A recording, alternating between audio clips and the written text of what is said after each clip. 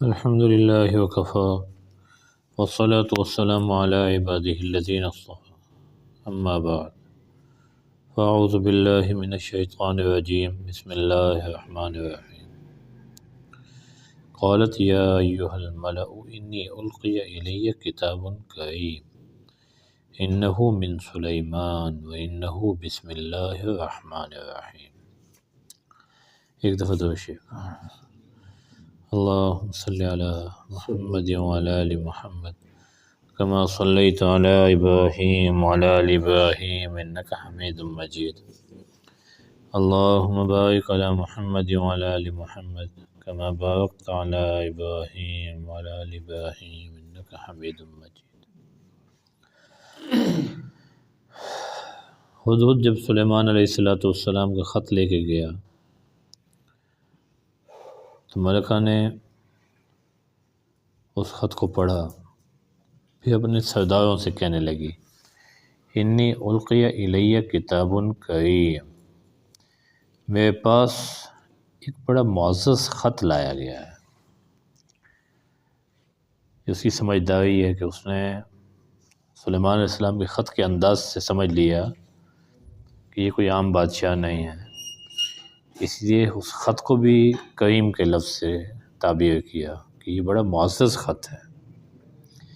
انہ من سلیمان و انہ بسم اللہ الرحمن الرحیم، یہ خط سلیمان علیہ السلام کی طرف سے ہے. وَإِنَّهُ بسم اللہ الرحمن الرحیم، اور اس کا مضمون یہ ہے کہ میں اللہ کے نام سے اس گفتگو کو شروع کر رہا ہوں جو بے حد مہربان نہایت رحم کرنے والا ہے. اب انہ من سلیمان، خط تو جو نبی کریم صلی اللہ علیہ وسلم کا معمول رہا وہ یہی ہوتا تھا، پہلے اللہ کا نام ہوتا تھا، پھر من محمد کیسا روم وغیرہ اس طرح کے الفاظ ہوتے تھے کہ یہ خط محمد صلی اللہ علیہ وسلم کی طرف سے فلاں بادشاہ کی طرف ہے. اور یہاں تھوڑا سا برعکس کیا گیا ہے، پہلے سلیمان علیہ السلام کا تذکرہ ہے یعنی لکھنے والے کا من سلیمان. تو بعض مفسرین فرماتے ہیں کہ اصل میں سلیمان علیہ السلام کا خط کا مضمون آگے شروع ہو رہا ہے. ملکہ نے اس خط کو اپنے الفاظ میں تعبیر کیا ہے، اس لیے کہ سلیمان علیہ السلام کی شہرت، سلیمان علیہ السلام کو ان کا پتہ نہیں تھا، ان کو تو پتہ تھا کہ سلیمان علیہ السلام کو اللہ نے ایسی بادشاہت دی ہے. جیسے دنیا کی کوئی بھی سپر پاور ہو تو اس کو تو چھوٹے چھوٹے ملکوں کا نہیں پتہ ہوگا، چھوٹے ملکوں کو تو پتہ ہے نا کہ سپر پاور کا بادشاہ کون ہے.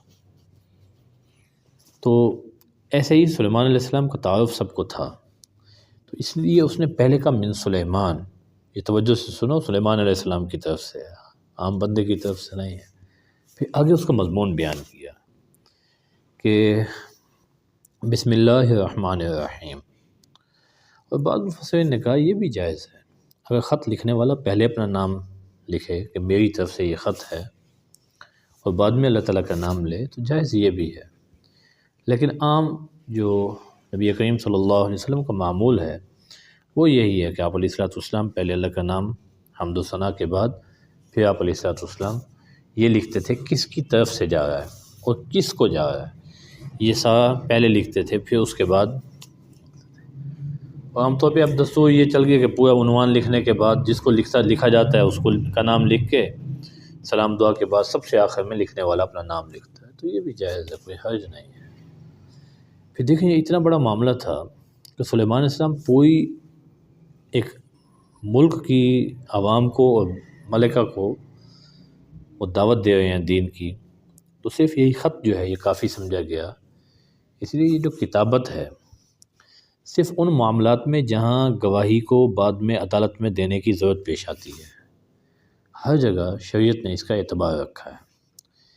لیکن نکاح وغیرہ جو معاملات ہیں ان میں گواہوں کا موقع پر موجود ہونا ضروری ہے.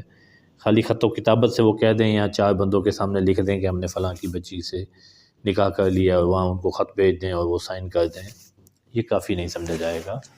کیونکہ جن معاملات میں عدالت میں پیش ہونا پڑتا ہے، گواہوں کو گواہی کسی موقع پہ دینی پڑتی ہے، وہاں شریعت صرف تحریر کو کافی نہیں سمجھتی، موقع پر گواہوں کی موجودگی جو ہے یہ ضروری ہے. تو بہت سارا نظام ایسے ہی چل رہا ہے کہ تحریر کے ذریعے، اور نبی کریم صلی اللہ علیہ وسلم کے جتنے دعوتی خطوط ہیں وہ سارے کے سارے ایسے ہی تھے کہ خط لے کے گئے، اور اس کی وجہ سے کچھ کو اللہ تعالیٰ نے ہدایت دے دی اور کچھ نے یہ ہے کہ اس سے فائدہ نہیں اٹھایا۔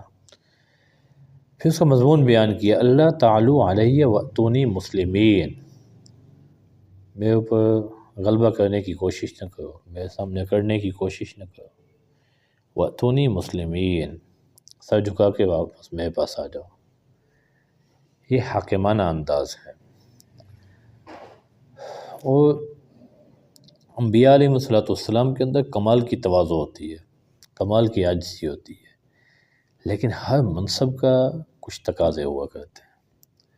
اگر بادشاہ بھی لجاجت کرتا رہے گا، التجا کرتا رہے گا، تو اس کی بات کوئی نہیں مانے گا۔ یہ انسانوں کی طبیعت ہے، اگر بادشاہ بھی التجا کرے گا نا، ریکویسٹ کرے گا، تو اس کی بات کوئی نہیں مانے گا۔ پھر اپنے پروٹوکول، اپنے منصب کے مطابق گفتگو کرنی پڑتی ہے، تاکہ ہر وقت لوگوں کے سامنے جو ہے وہ 1 منٹ کی بات جو ہے وہ 10 منٹ میں نہ ہو، وقت ضائع نہ ہوتا ہے۔ اس لیے فوراً اللہ کا نام لے کے، اور میرے سامنے بلند ہونے کی ضرورت نہیں ہے، تکبر کرنے کی ضرورت نہیں ہے، میرے سامنے سر جھکا کے آ جاؤ۔ اب جب یہ مختصر اور پر اثر بات تھی کہ سلیمان علیہ السلام نے تو 2 ٹوک بات کی ہے کہ تکبر نہیں کرنا اور سر جھکا کے ہمارے پاس آ جانا ہے، تو وہ فکر میں پڑ گئی کہ یہ تو عجیب خط ہے، اتنا مختصر، ایسی جامعیت کہ اللہ کی حمد و ثنا بھی کر دی ہے، تعریف بھی کر دی ہے، اور اپنا مدعا بھی بیان کر دیا ہے، نہ اس میں کوئی لمبی چوڑی تمہید ہے نہ تقریر ہے۔ تو وہ فکر میں پڑی، کہنے لگے یا ایھا الملأ افتونی فی امری، ہے میرے وزراء، آپ لوگ مجھے مشورہ دیں میرے اس معاملے میں۔ ما کنت قاطعۃ امرا حتی تشہدون، میں کوئی بات حتمی یقینی نہیں کرنا چاہتی یہاں تک کہ تم میرے ساتھ اس رائے میں حاضر ہو، موجود ہو۔ یہ آداب مشورہ بیان کیے کہ کوئی بھی آدمی جس کو اللہ تعالیٰ نے اختیار دیا ہے، وہ اپنی رائے کو حتمی نہ سمجھے، اپنے متعلقین سے مشورہ کرے۔ اور اسلام میں تو اس کی بہت زیادہ ترغیب دی گئی ہے، خود نبی کریم صلی اللہ علیہ وسلم پہ تو وحی نازل ہوتی ہے، اور آپ انبیاء کے سردار ہیں، لیکن آپ کو حکم دیا جا رہا ہے وَشَاوِرْهُمْ فِي الْأَمْرِ، صحابہ سے آپ مشورہ کریں۔ اور یہ شاورہم فی الامر، اس کا اگر آپ سیاق دیکھیں، یعنی یہ جس واقعے کے بعد یہ آیت نازل ہوئی ہے، غزوہ احد کے موقع پر حضور نے مشورے سے طے کر دیا کہ 50 افراد اس پہاڑی راستے پہ ٹھہریں گے۔ وہ حضرات آپس میں اختلاف ہوا تو وہاں سے چل پڑے۔ اب نبی کریم صلی اللہ علیہ وسلم زخمی ہوئے، اس کے بعد جنگ شکست میں بدل گئی۔ اب نبی کریم صلی اللہ علیہ وسلم کی طبیعت میں تھوڑا سا ایک طبعی طور پہ ایک تھوڑا سا جس کو کہہ سکتے ہیں ناگواری کے اثرات ہوں گے۔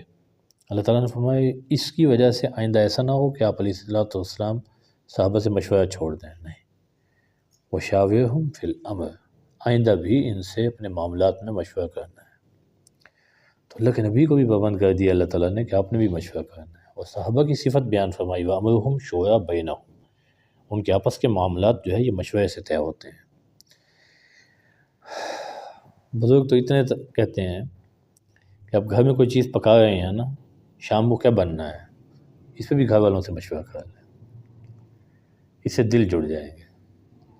اب شام کو مثال کے طور پر ایک عام سی بات ہے، گھر میں دال پکی ہوئی ہے، اب بچے منہ بنائیں، دال بن گئی ہے میں نے نہیں کھانی۔ اب اس میں کیا ہوگا، والدہ نے محنت بھی کی ہے، اچھا جی، وہ بچے رغبت سے کھا بھی نہیں رہے۔ اب وہ جب محنت بھی ضائع ہو گئی، اب لازم بات ہے ماں تو ماں ہے، کبھی ایسی بھی سنا دیتی ہے کہ بچے کے لیے نقصان ہو جاتا ہے، کوئی ایسی بد دعا نکل گئی کہ سارا دن میں کھپی ہوں کچن میں، خصوصاً گرمیاں آگے آ گئی ہیں۔ اگر یہی بات پہلے مشورے سے طے ہو جائے، بچے کو بیٹھ کے پسند ہے، اب لازم بات ہے کہ سارا دن بچے بھی نہیں کہیں گے، ان کو بھی پتہ ہے کہ جو حالات چل رہے ہیں وہ ایسا بھی نہیں ہے کہ ہر بچہ کہے کہ میری ہی بات مانی جائے گی، ان کو مشورے کے آداب سکھا دیے جائیں کہ ہوگا وہی جو بڑے کی رائے ہوگی، لیکن سب کھل کے کہہ دیں چلو آج اس کی بات پہ عمل کر لیا جائے، کل اس کی بات پہ عمل کر لیا جائے، اس سے دل آپس میں جڑ جائیں گے۔ جب اتنی چھوٹی چھوٹی باتوں میں مشورے کی عادت بنائی جائے گی تو بڑے معاملات میں کبھی بھی الجھنیں پیدا نہیں ہوں گی۔ اور ہمارے لوگوں کی تو طبیعت ہی عجیب ہے، رشتے بھی زبردستی کر دیتے ہیں، بس جی میں بڑا ہوں تو میری بات مان لیں۔ وہ ساری زندگی وہ اس کو ایسے دیکھتا ہے جیسے کھا جائے گا، اور وہ اس کو ایسے دیکھتی ہے کہ یہ کوئی ادائے کھائے پھرتا ہے۔ ساری زندگی جو ہے ایک دوسرے کو کوسنے میں گزر جاتی ہے۔ تو یہ آداب زندگی اللہ تعالیٰ بیان کر رہے ہیں، حالانکہ واقعے کے اللہ تعالیٰ صرف اہم اجزاء بیان کرتے ہیں، ہر واقعے کی تفصیل نہیں بیان کرتے، لیکن یہاں اس کی یہ بات کہ اس نے اپنے وزراء سے مشورہ کیا، اس کو اہتمام کے ساتھ بیان کیا۔ اب وہ سارے وفادار تھے، کہنے لگے نحن اولو قوت، ہم سارے طاقتور ہیں، ہم نے کوئی چوڑیاں تھوڑی پہنی ہوئی ہیں، اور اولو بأس شدید، اور ہم سخت لڑائی لڑنے والے ہیں، ہم آپ کے لیے جان بھی دے دیں گے۔ اب یہ اس کا فائدہ ہو گیا نا، سارے وزراء جو ہے جب ان کو اہمیت دی ہے تو سارے جان دینے پہ بھی آمادہ ہو گئے ہیں۔ والامر الیک، مشورہ اور حکم وہی ہوگا جو آپ کا ہے۔ فانظری ماذا تأمرین، اب آپ دیکھیں آپ ہمیں کیا حکم دیتی ہیں۔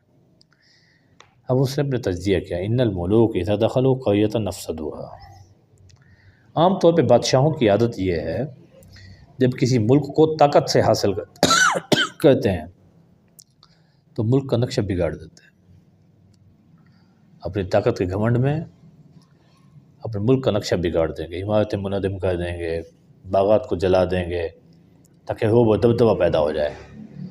وَجَعَلُوا أَعِزَّةَ أَهْلِهَا أَذِلَّةً، اب جو معززین علاقہ ہوں گے، جو معززین علاقہ ہوں گے ان کو ذلیل کرنے کی کوشش کریں گے،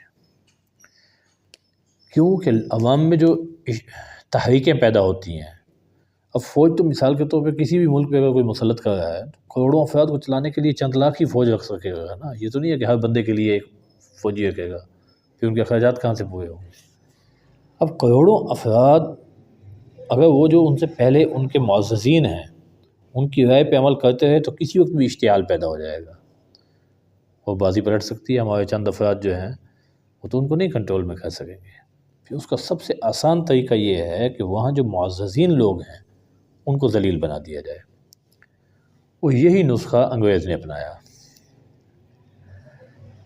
جب انگریز آیا نا، اس نے دیکھا یہاں اسلامی حکومتیں چل رہی ہیں، مسلمان کم تعداد میں ہندوؤں پہ 1000 سال سے حکومت کر رہے ہیں، ہندو کثرت میں تھے اس وقت بھی۔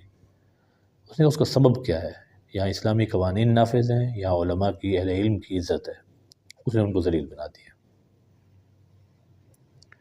اب 200 سال ہو گئے ہیں، انگریز نے 200 سال میں جو چھاپ چھوڑی ہے اس کا نتیجہ یہ ہے کہ ملک ہمارا آزاد ہو گیا لیکن دین آزاد نہیں ہوا۔ آپ دیکھ لیں 77 سال میں ہمارے ہاں ابھی بھی وہی لیڈر اچھا ہے جو آکسفورڈ سے تعلیم حاصل کر کے آئے۔ اچھا وہ جس کو پڑھائیں گے اپنے خلاف پڑھائیں گے، وہ اپنے مفاد میں پڑھائیں گے، اپنے خلاف کبھی بھی نہیں پڑھائیں گے، کبھی بھی آزادی کا درس نہیں دیں گے، وہ پھر یہی ٹریننگ دے کے بھیجیں گے اس کو مزید اس کو کیسے غلام بنانا ہے، وہ کبھی بھی اپنا نقصان نہیں کریں گے۔ اور ہم لوگ اس چیز کو ابھی تک نہیں سمجھ سکے کہ دیکھو ہمارے ہاں ہم کیا تھے اور ہم کیا ہو گئے ہیں۔ مولانا سید سلیمان ندوی رحمہ اللہ نے ایک کتاب لکھی ماذا خسر العالم بانحطاط المسلمین، مسلمانوں میں جب کمزوری آئی ہے تو پوری دنیا پہ کا نقشہ تبدیل ہوا ہے، اور دنیا کے اس کے کیا نقصانات ہوئے ہیں اس پہ بڑی پیاری کتاب لکھی ہے، ابھی میں اس کا اردو بھی ترجمہ ہو چکا ہے، میرے پاس وہ عربی بھی ہے لیکن اردو ترجمہ مجھے ابھی یاد نہیں ہے کہ اس کس نام سے انہوں نے کیا ہے، لیکن ہو چکا ہے۔ تو یہ بادشاہوں کی عادت رہی ہے، وہاں کے معززین کو ذلیل کریں گے تاکہ عوام ان پہ اعتماد کرنا چھوڑ دے، کل کو ہمارے خلاف یہ نہ کھڑے ہوں، ہمارے خلاف یہ کھڑے نہ ہوں۔ تو اب دیکھ لیں آپ کا سوشل میڈیا بھرا ہوا ہے علماء کی کردار کشی سے، وہ ثبوت کسی کے پاس نہیں ہے، کسی کے پاس نہیں، صرف باتیں ہیں، اور باتیں آپ جتنے مرضی کروا لیں، نہ سر ہے نہ پاؤں ہے۔ وَكَذَلِكَ يَفْعَلُونَ، اگرچہ یہ خط معزز ہے، یہ خط معزز ہے، لیکن بات یہ ہے کہ یہ بھی تو بادشاہ تو ہے نا، تو لگتا ہے ایسا ہے سابقہ حالات دیکھ کر یہ لوگ بھی اسی طرح ہی کہیں گے۔ الزام نہیں لگایا، ایک عام تجزیہ اس نے بیان کیا ہے کہ بادشاہوں کی عادت یہ ہے کہ جب غلبہ پاتے ہیں تو وہاں کے لوگوں کو خراب کرتے ہیں، عزت والوں کو ذلیل کریں گے، وہ اسی طرح لگتا ہے کہ یہ لوگ بھی کریں گے۔ تو اب اس نے کہا ایک امتحان لے لیتی ہیں سلیمان علیہ السلام کا۔ وہ امتحان یہ ہے کہ میں ان کے انی مرسلۃ الیہم بہدیۃ فناظرۃ بما یرجع المرسلون، میں ان کے پاس کچھ ہدیہ بھیجتی ہوں، تحفے تحائف بھیجتی ہوں، اب ہم دیکھتے ہیں کہ ہمارے جو قاصد ہیں وہ کیا جواب لاتے ہیں۔ تحفے تحائف کچھ زیادہ مال بھیج دیں گے، اگر وہ اس سے مرعوب ہو جاتے ہیں تو اس کا مطلب ہے کہ یہ صرف مال کی لڑائی ہے، یہ کوئی دین کی لڑائی نہیں۔ تو بس ٹھیک ہے، مسئلہ حل ہو گیا، پھر ہم لڑائی کریں گے۔ اگر مال کو قبول نہیں کرتے تو پھر اس کا مطلب یہ ہے کہ وہ اللہ کے نبی ہیں، وہ مال نہیں چاہ رہے، وہ اعمال چاہ رہے ہیں، تو پھر فیصلہ اور کریں گے۔ اب وہ کیا بھیجا اس نے جی؟ 100 غلام اور 100 کنیزیں بھیجی، عورتوں کو مردوں کے لباس میں، مردوں کو عورتوں کے لباس میں۔ وہ سونے کی کچھ اینٹیں بھیجیں، کچھ اور تحفے تحائف بھیجے۔ اب سلیمان علیہ السلام جن کے جنات بھی تب اللہ نے تابع کیے ہوئے ہیں، چرند پرند بھی تابع کیے ہوئے ہیں، یہ تحفے ان کے پر کیا اثر رکھتے تھے؟ اب جو مفسرین نے یہاں نقل کیا، 9 فرسخ 30 میل تک سلیمان علیہ السلام نے ان کے استقبال کے لیے سونے کا فرش بچھوایا، سونے کا، خالص سونے کا فرش، اور اس پہ ہر قسم کی مخلوق جو ہے استقبال کے لیے ٹھہرا دی ہے، ہر قسم کے جانور، جاندار، ہر چیزیں جو ہے نا وہ ساری لائن میں ٹھہرا دی ہیں کہ جب وہ آئے نا ان کا استقبال کریں۔ وہ سارے ماتحت جو تھے، اب وہ جب آئے ہیں وہ کہتے ہیں ہم تو سونے کی اینٹیں لے کے جا رہے ہیں اور یہاں سونے کے فرش بچھے ہوئے۔ عجیب بات ہے۔ تو وہ تو وہیں مرعوب ہو گئے، وہ سونے کی چیزیں تو انہوں نے وہیں پھینک دی، انہوں نے کہا یہ اتنے لمبے فرش پہ ان چند اینٹوں کی تو کوئی حیثیت نہیں ہے۔ پھر جب سلیمان علیہ السلام کا تخت دیکھا، 4000 کرسی دائیں طرف، یہ ان کے وہ وزراء ہیں جو انسان ہیں، اور 4000 بائیں طرف جنات بیٹھے ہیں، اور ہر ایک سونے کی کرسی پہ بیٹھے ہیں۔ انہوں نے کہا یہ کہاں آ گئے ہیں بھائی، یہ کہاں آ گئے ہیں، اب اس بندے کو کیا مرعوب کریں گے؟ تو سلیمان علیہ السلام نے آگے کہا اتمدوننی بمال فما آتانی اللہ خیر مما آتاکم۔ جب سلیمان علیہ السلام کے پاس آئے، سلیمان علیہ السلام نے کہا کہ تم مجھے میری مدد کرنے چاہتے ہو مال کے ذریعے، اللہ نے جو مجھے دیا ہے وہ اس سے بہت بہتر ہے جو تمہیں اللہ نے دیا ہے۔ بل انتم بہدیتکم تفرحون، تم لوگ اپنے ان تحفے تحائف پہ خوش ہو، مجھے ان کی ضرورت نہیں۔ ارجع الیہم، تحفے تحائف واپس لے جائیں۔ فلنأتینہم بجنود لا قبل لہم بہا، ہم ضرور ان کے پاس ایسا لشکر لائیں گے کہ اس کے مقابلے کی ان کے پاس طاقت نہیں ہوگی۔ وَلَنُخْرِجَنَّهُم مِّنْهَا أَذِلَّةً وَهُمْ صَاغِرُونَ، ہم ضرور ان کو وہاں سے ذلیل کر کے نکالیں گے، پھر وہ بے حیثیت ہو جائیں گے اگر انہوں نے ہماری بات نہ مانی۔ یہ سلیمان علیہ السلام کا جواب تھا۔ آگے لازمی بات ہے انہوں نے تو صرف امتحان کے لیے بھیجا تھا، سلیمان علیہ السلام سے لڑائی تو مقصود نہیں تھی۔ پھر سلیمان علیہ السلام نے ہدیہ کیوں قبول نہیں کیا؟ دیکھیں ملکہ بلقیس نے یہ بطور رشوت کے بھیجا تھا کہ ہماری جان بخشی ہو جائے، کچھ مال دے کے جان چھڑوا لیں۔ انبیاء علیہ السلام سے کافروں کے تحفے تحائف قبول کرنا ثابت ہے، لیکن وہاں جہاں مصلحت ہو، اور جہاں مصلحت نہ ہو وہاں انبیاء علیہ السلام تحفے تحائف کافروں سے قبول نہیں کرتے۔ حضرت برا بن عازب رضی اللہ تعالیٰ عنہ کے بھائی مالک بن عامر جب حضور مکہ میں تھے، وہ حضور کے پاس کچھ تحائف لائے، نبی کریم صلی اللہ علیہ وسلم نے فرمایا آپ واپس لے جائیں، ہم مشرک کا جو ہے وہ تحفہ قبول نہیں کرتے۔ اور وہی حضرت ابو سفیان ہیں، انہوں نے نبی کریم صلی اللہ علیہ وسلم کو ایک عمدہ کھال بھیجی، آپ علیہ السلام نے قبول کر لیا، حالانکہ وہ اس وقت مشرک تھے۔ تو جہاں مصلحت دیکھی وہاں قبول کر لی، اور جہاں مصلحت یہ دیکھی کہ ان کو انکار کریں گے تو ان کو دل پہ چوٹ لگے گی کہ یار ہماری بات کو جھٹلا دیا ہے تو یہ دین کی طرف آ جائیں گے، تو وہاں واپس کر دیا۔ یہ کوئی ایسا ضابطہ نہیں ہے کہ ہم کہیں کہ مشرک سے ہم چیز کوئی قبول ہی نہیں کر سکتے، مصلحت ہے، خیر خواہی ہے۔ اگر آپ کو لگتا ہے کہ دینے والے سے لے کر اس کی اصلاح ہو جائے گی تو لیا جا سکتا ہے، اگر یہ لگے گا کہ اس کو انکار کر کے اس کی اصلاح ہو جائے گی تو انکار کر دینا چاہیے۔ اصل چیز اس کی دینی خیر خواہی ہے۔ اللہ یہ باتیں ہمیں